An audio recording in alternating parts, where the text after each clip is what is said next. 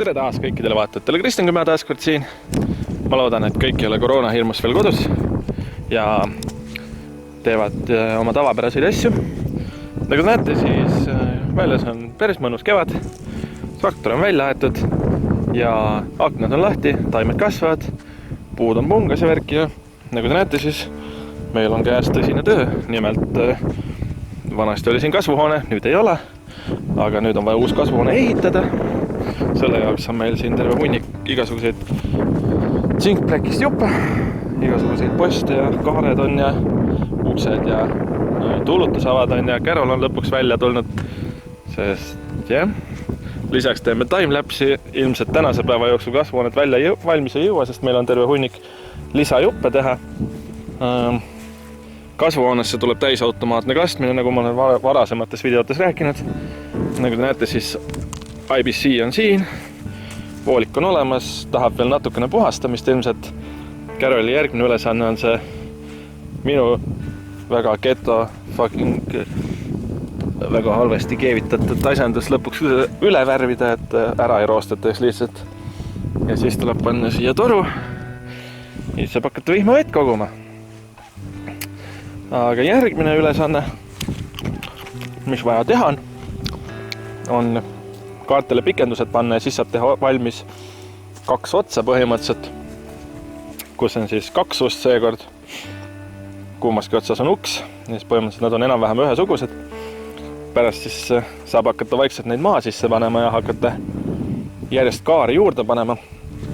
Lisaks meil on siin 2 osa pikendusi ka, mis tuleb veel kokku panna, aga nood alles siis, kui põhiosad on valmis ja osa tollest on juba koos.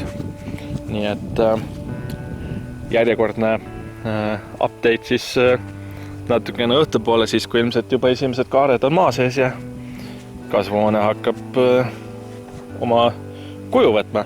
Aga ilmselt täna katust peale ei jõua, nii et see jääb ilmselt järgmiseks paariks nädalaks teha.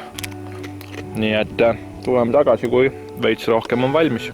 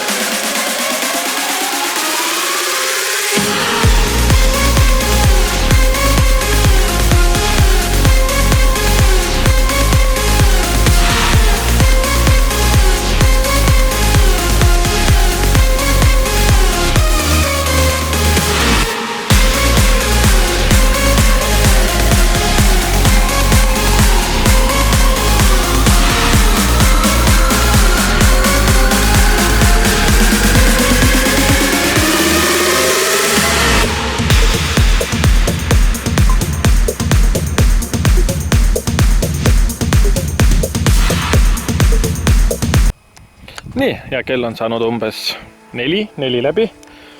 Ja nagu näha võite, siis kasvuhoone hakkab vaikselt kuju võtma. Põhimõtteliselt ühe suure osa jõudsime ära teha. Ilmselt kõige rohkem võttis aega kõikide nende kaarte ja asjade kokkupanek.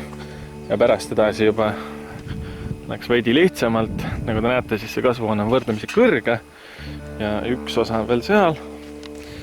Ja põhimõtteliselt järgmisel nädalal on vaja ära ehitada 4 kaart veel, mis siia läheb vahele. Ja siis kokku panna ja siis see osa. Ja siis tuleb hakata mõtlema, mismoodi neid katteid siia peale pannakse ja värki. Aga tänaseks lõpetame. Keral värvis ära ka meil tule aluse seal.